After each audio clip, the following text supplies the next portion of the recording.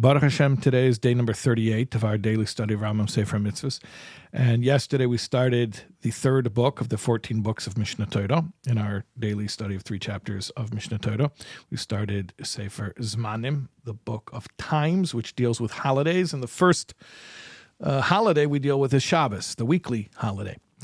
And we did chapters 1 and 2 yesterday. So today, in three chapters a day of Mishnah Torah, we're doing chapters 3, 4, and 5. And corresponding to that in Sefer HaMitzvos, we have one mitzvah, the same mitzvah we did yesterday, so I'm going to repeat it now.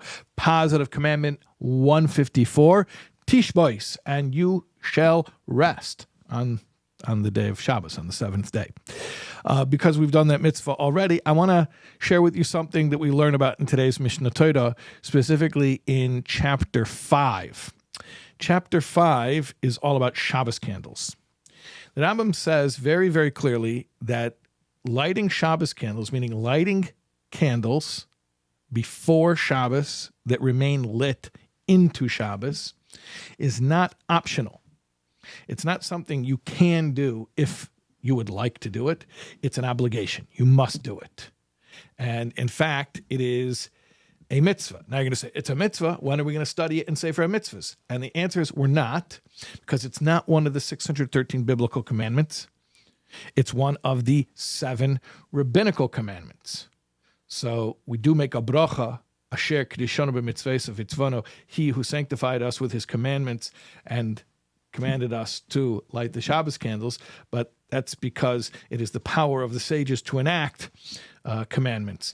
But it's still not one of the 613 biblical commandments. So we're gonna study it not as part of Sefer HaMitzvos, but I'm going to tell you what it says in the Mishnah Torah, specifically in chapter 5. So the Rambam says it's an obligation. It's not an option. It's an obligation.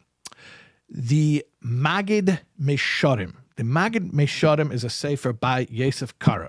He's most famous for his Shulchan Aruch. He also wrote a commentary on Mishnah Torah called the Kesef Mishnah, but he also wrote a sefer called Magid Mesharim.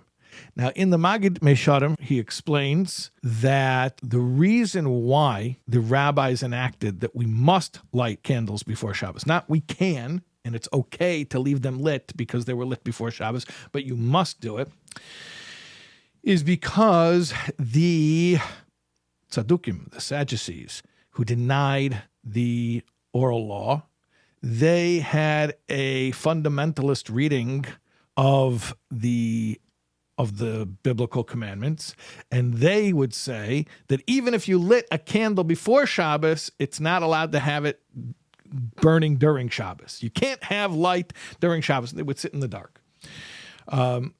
So the rabbis said, no, that's incorrect. So to show that that is wrong, not only you can light a light as long as it's lit before Shabbos, but you must.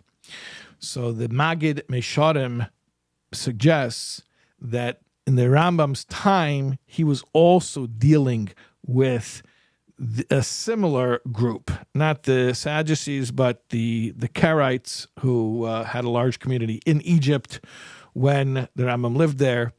And he may have written very, very forcefully and adamantly these words as a response to that, or to preempt those ideas. At any rate, it is a mitzvah to light Shabbos candles, and we know that in our time, the Lubavitcher Rebbe made a campaign. It is one of the 10 mivtzoyim, the 10 mitzvah campaigns that the Rebbe initiated, and we know how many people were brought, not just individuals, but whole families were brought to Shabbos observance and observance of all of the mitzvahs through the simple act of lighting Shabbos candles and bringing more light, not just spiritually, but in the case of Shabbos candles, literally a light that we can see with our eyes, which concretizes the idea of all mitzvahs. All mitzvahs are lights, but in the case of Shabbos candles, we actually see it for ourselves, and we know the power that that's had in our day and age, the power of Shabbos candles. Okay, we're going to continue learning Shabbos. We'll see you tomorrow, God willing.